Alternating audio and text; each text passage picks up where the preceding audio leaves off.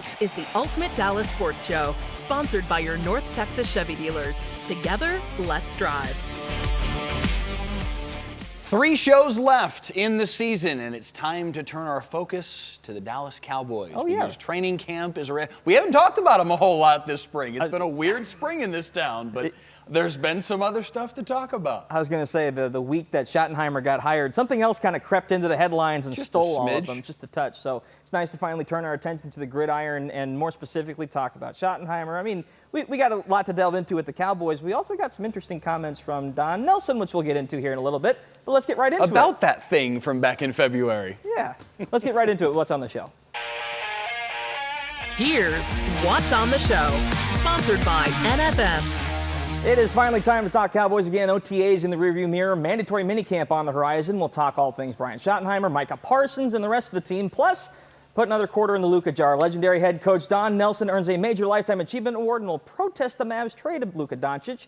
But we'll delve into the merits of his general commentary on talent later on in sports. And it's the return of no fence riding with a look at the NBA Finals and small market teams finally getting their time in the sun. That's what's on the show, Mike.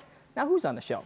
On the show, if we're talking Cowboys, it's got to be Clarence Hill of All City DLLS joining us tonight. Clarence, what have you made so far of the Brian Schottenheimer era? There's been so much discussion of culture and what he's trying to bring to this locker room. What have you made of all of the conjecture so far? Because at this point, that's all we can really do is just theorize on what he's accomplished to this point. Well, if you follow me all on social media, I'm the old guy, I'm the curmudgeon, because I've seen this movie before. Every time there's a new coach, there's culture. We're feeling good, and this is what you're supposed to say in the off season. I'm from Missouri. You got to show me, okay? The talk is cheap. It means nothing at this point. I mean, they had great culture under Mike McCarthy, 12-5, 12-5, and 12-5. They didn't get it done in the playoffs. He took care of their bodies. They had a regeneration program on Fridays. They had great brotherhood. I talked to Dak. They all talked about it. Actually, we talked to Stephen Jones last week. I'm like, what about this culture? He said, we haven't gotten it done. We got this 30-year drought. So I'm all for whatever works, okay? If it works, I'm great. But that doesn't mean we didn't have good culture under Mike McCarthy or Jason Garrett. We just didn't get it done. And the goal here is not just to get the playoffs, it's to go deep in the playoffs and get to the Super Bowl. So if culture gets it done, fine. But give me Jimmys and Joes. Give me some guys that can make plays. Give me a defense that can stop the run. Give me players like George Pickens, which I like the fact that they did, that can be difference makers on the field. That's what the Cowboys lack, not culture. I do think that culture does matter. I think that the teams that we have seen have repeated success in the NFL. Certainly the Chiefs of recent vintage, the Patriots with Tom Brady. These are teams that had... What are you sideways for? They talked about the Patriot way for 20 years in New England. They have the best quarterback in history of the game. It's the Tom Brady way. Okay, so Hank, this is my point. Soon as Tom Brady was gone, the Patriot way is gone, okay? No kidding. The Chiefs have Patrick Mahomes, okay? They got rid of the coach after Tom Brady's gone. The Chiefs have Patrick Mahomes. He's a magician, okay? Who's responsible for the Jimmys and the Joes? That's the Stephen Jones, that's the Jerry Jones, that's the Will McClay, that's the front office side of things. It's Schottenheimer, or in the Patriots' circumstance, obviously Belichick, or with the Chiefs, it's Andy Reid. The thing that Schottenheimer can do here to lift up the program, to lift up the organization, he's not in charge of the Jimmys and the Joes. I'm with you. They need more talent than what they have currently. Even going to get George Pickens is not enough. They have not caught Philly nor Washington in this larger conversation, let alone several other teams in the NFC. I'm with you that they need more bodies. They need more talent. No question. But I do think we have seen at times in the NFL history that this does matter if you can build it. We don't know whether or not he's built anything at this point because it's June. We're not going to know until you get to late October and you're 4-3. If you're 3-4 and you're down 6 and you got to go make something happen, you got to drive down the field and go get 7 points and win a game and have that seesaw between 4-4 and 3-5. Those are two very different circumstances in the NFL in terms of whether or not you're going to be able to make the playoffs. That kind of moment, until we see what they are in that kind of moment, we're not going to know if all of this work in May and June is actually worth anything. No, and that's my point. Because this is talk. It's platitudes. It's offseason. Hope spring eternal. We feel good about everything in the offseason. Yes, they made the moves for a reason. So, yes, you want them to feel good. Every team wants leaders. Every team wants captains. Every team wants good guys. Every team wants great locker rooms. You know what the Eagles have? They have a great front office. They add to their team. They have 2 first-round picks and receiver. They got the best offensive line in football. They got defense full of first-round picks. They got players that have made plays and got it done. So, yes, you don't not want good guys. You do not want a bad locker room. Everybody wants that. But none of it matters if you don't get it done when it matters most. And I'm telling you, when they were 12-5 and 12-5 and 12-5, that's consistency. They won more games than any team in football for 3 straight years under Mike McCarthy, except for the Kansas City Chiefs. They didn't get it done in the playoffs. So I hear you about the 3-5 and how we don't care if they go 3-5 or 7-1. What are they going to do in January? Mm-hmm. So it's funny, we're talking about the January stuff, and it wasn't like, what, a couple months ago that we were calling this a so-called drought by Stephen Jones and the rest of this? So it's funny how much that's changed since then. But Schotty himself was asked about this 30-year Super Bowl drought during his recent availability this week, and he gave an answer I thought was worth at least bringing back into this, saying, quote, "I don't get caught up in the drought. This is 1 year. This is the first year of mine. When the season's over, we move on. We do. You move on. 2024 is over. Now it's 2025. Are we going to win the Super Bowl this year? I hope. I think we are. If we don't, you move on," end quote. And it's funny because it reminds me so much of the mentality that Micah Parsons brought in when he was first drafted. It's like, all the failure and stuff, that happened before I got here. That doesn't bother us. This mentality, though, I feel like can at least be beneficial. Well, I know you guys are sitting there saying whatever they're going to do in January is going to matter a lot more than what they do in the rest of the regular season. They got to prove they can get back there first. And that for a guy that's a first-year head coach, I feel like it's at least a stepping stone to this organization kind of resetting the playing field a little bit and sitting there saying, let's not necessarily lower the bar, but at least get to a point where we're competitive with these guys and change the outlook to an arrow pointed up versus a stagnant arrow that maybe spikes up for a Super Bowl win. I don't know. I view that not necessarily as something powerful, but something that can help the team focus on everything in front of them versus the baggage they're all going to be carrying moving forward. Mike, go first. I got a lot to say. Go for it. Go for it, Mike. Listen, I think that there's a lot of positive to what he's trying to do, having the crab boils and he's bringing a lot of stuff to the table. He's bringing a lot of things to the locker room that are making guys, I think, enjoy being there, and we're hearing that from these players. We're hearing that from former players, that they're buying into what he's doing, and that is at least worth something. But again, until we see it when it actually matters on the field in not just obviously October, but to Chill's point, January, because that's what's ultimately going to matter and what they're going to be judged on. It is all talk, but I think it's talk that's worth attempting, because if you can create an actual culture that is a positive and you have everybody pulling in the same direction 5% more, that can make the difference when it comes to those fourth quarter clutch time moments. Go ahead, Clarence. With all due respect, Andrew, I would say these conversations are extensions of other conversations. Right. No season's in a vacuum. You can't say that was last year and the 90s were the 90s. This is the Cowboys, okay? They're America's team. They're on first take because of the standard, because of the history. And yes, it sounds good. Mike and Micah are not responsible for the 30-year drought, but it's still a dark cloud hanging over the head of the franchise. Jerry Jones, Stephen Jones recognized this. And actually, if you listen to the entire press conference, Schottenheimer embraced it. He said, we want to win a Super Bowl. Okay, he understands what the standard is. And so, yeah, it does you no good worrying about what happened in 2024. But let's be honest.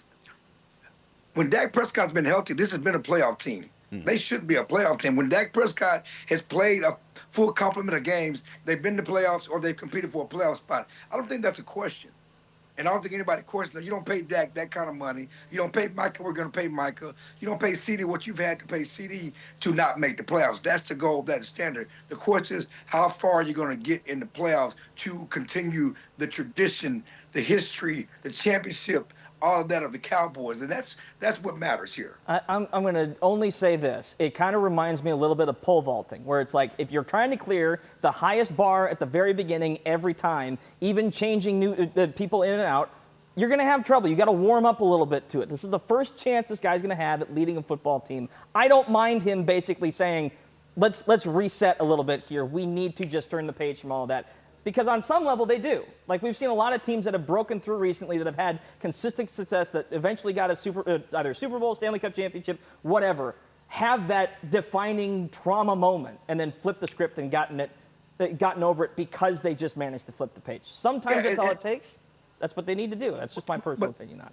But those teams embrace going into the tank, okay? Those teams embrace starting over. Not necessarily. Not necessarily. But the Cowboys don't want to start over. Jerry does not want to tear it down and build it back up. He wants to stay contending, and Cowboy fans, and that's fine. As a team, at a locker room, you're supposed to say, this is about us. This isn't about them. The Cowboy fans, they raise ticket prices. They go 7-10. They raise ticket prices. Jerry doesn't have time to have a bad time. It's time to get something going, and they're not going to go in the tank. That is for sure. You know who else raised ticket prices? The Mavs. And they're going to have a little bit of a different team coming up. And Don Nelson has some to do that after the lottery. Stay with us in Ultimate Dallas Sports Show. We'll get into that next. Today's headlines, sponsored by your North Texas Chevy dealers. Evan Carter and Jake Berger both go yard as the Rangers top the Nationals 4-2 and win the series. Texas is now 31-35 and will start a 3-game road series in Minnesota on Tuesday. The Dallas Wings come up short against the undefeated Lynx today at home, 81-65. Paige Beckers cleared concussion protocol but missed the game with an illness. And congratulations to legendary head coach Don Nelson on being honored as this year's recipient of the Chuck Daly Lifetime Achievement Award for integrity, excellence, and promotion of the game of basketball.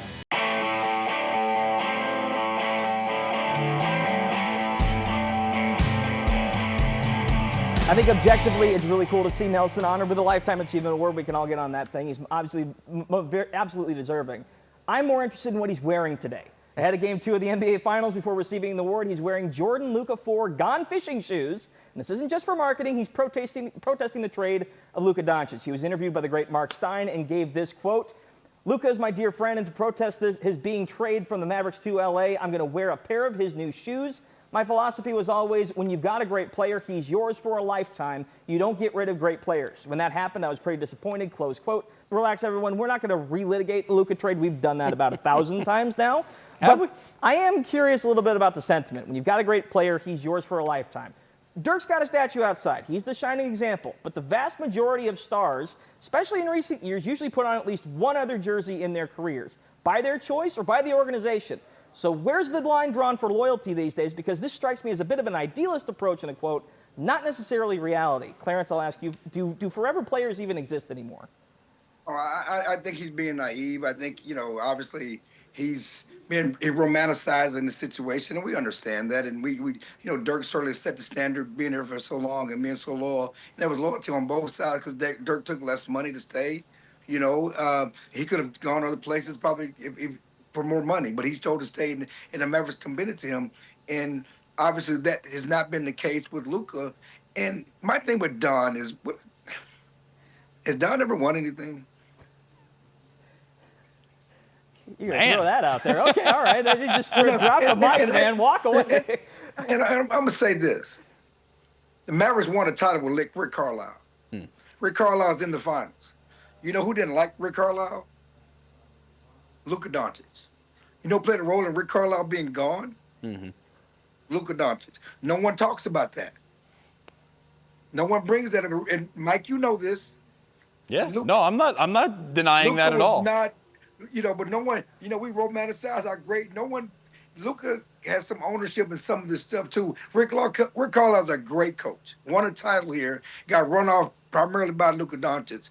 And now Luka, what'll make you laugh and make you cry? Now he got run off, and listen, they should not have traded him. Right. Great player, all of that. We know that it was a bad trade. It was worse because they got nothing for him. We consider what OKC got for Paul George, and they got the MVP. You got nothing for him. And so you want to keep players, you want to keep your great players, but Don, you got a little too much dip on your chip. Mike, good note from our producer, John Hamilton. As a coach, your point is true. He has not won anything. he did win 5 titles as a player with the Celtics, for whatever that is worth. So he does at least have that to his name. Wilt, who was on those teams? Exactly. I was going to say. Come on, man. He had Bob Cousy, he had Bill Russell, he had everybody all touch. John Havlicek. Yes, he had some help. I'm just for point of clarity for the folks that I'm sure are sitting at home going, he won 5 championships with the Celtics. Okay, fine, we got you. As a coach. No, forever players don't really exist anymore. It's not really a thing anymore. But I think his point here, above all else, is you don't trade that dude. And I think that's ultimately his biggest point here is this is not about necessarily that, hey, Luka Doncic should have worn a Mavs jersey for 25 seasons. But Luka Doncic should have been wearing a Mavs jersey in 2026. Sure. That's for sure. Sure. Like this should have had a lot more runway than this for a franchise that he was obviously closely attached to for a long period of time. And this is a guy that, to your point, Chill obviously had a close attachment to Dirk Nowitzki, of course. So that's what he's romanticizing in his head. I think ultimately, more than anything else, what he's trying to communicate here is, what the heck were you doing trading this guy away? Yeah, we tried not to litigate it. We got into it anyway. The one thing I'll sit there and say is this. That's his point. I know, but with baseball and with basketball specifically, there's this almost farm team system for smaller market teams that get big players that switch up. Dallas should not be in that group. I think we all kind of agree on that. Yeah, but 4. We got a couple small market teams playing for an NBA title, and we'll kind of get into that and why we shouldn't care. We'll find out. Stay with us on the Ultimate Dallas Sports Show.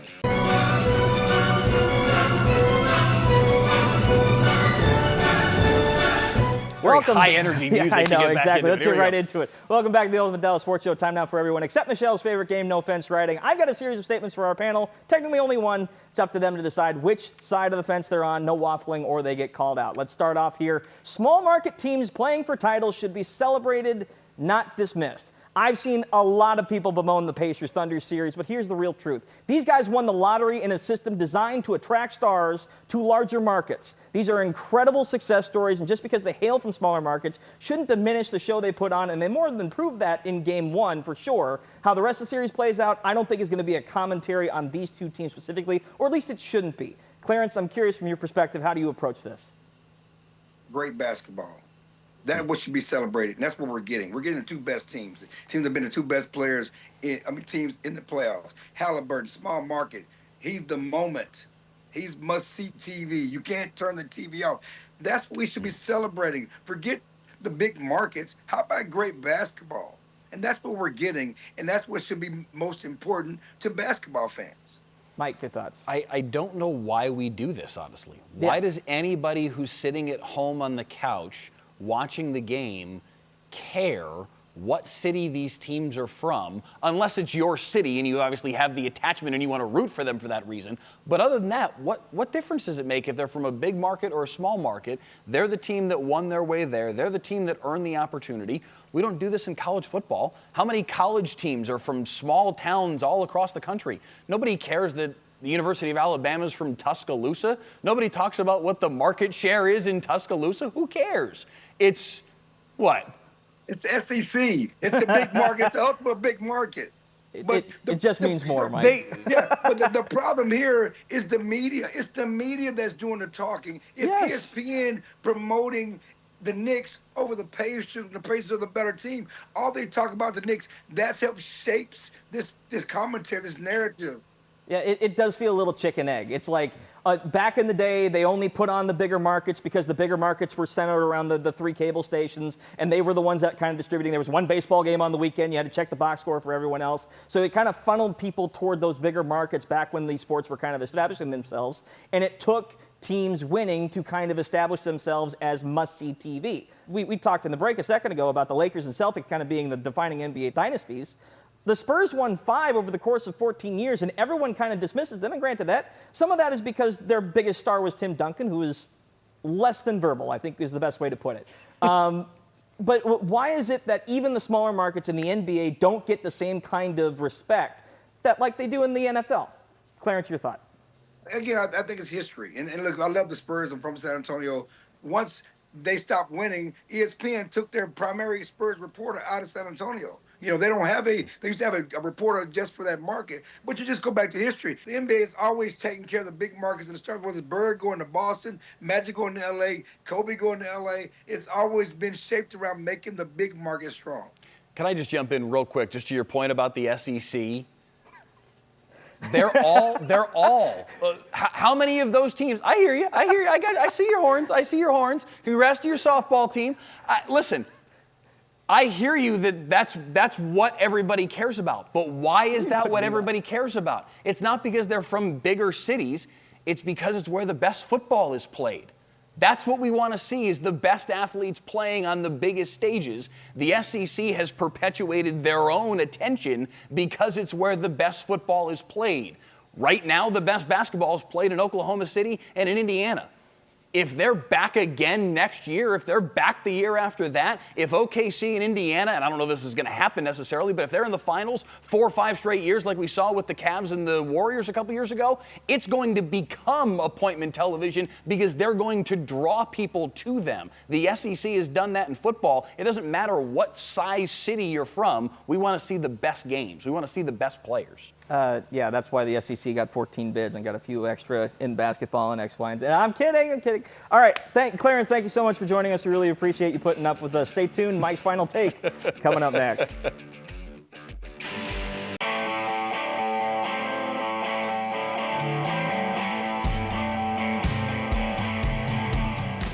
One thing we forgot to mention, Mike, this is our 50th episode. Yes, it is. We've put up with each other for about 50, well, maybe not 50. He hasn't been here the whole time. Not every single one, no. But there have been some that you missed when you rose so high in the ranks and you were able to take a couple I still have the sunglasses. Those need to make a return, and maybe next week we'll do a bit of a retrospective. That just kind of kept perpetuating itself for a couple of weeks after He gave me a lot of fodder for it. What can I say? Mike's Final Take.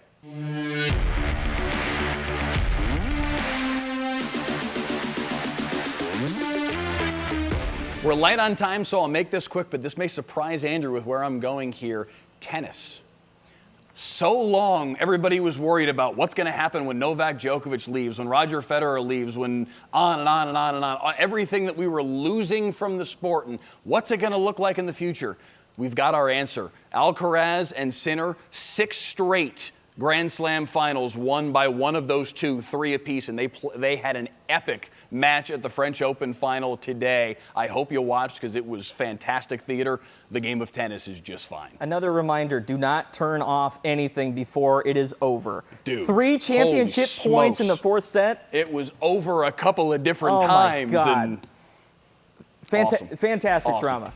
Thank you so much for watching the Ultimate Dallas Sports Show. We will see you guys next week for episode 51 next week. This has been the Ultimate Dallas Sports Show, sponsored by your North Texas Chevy dealers. Together, let's drive.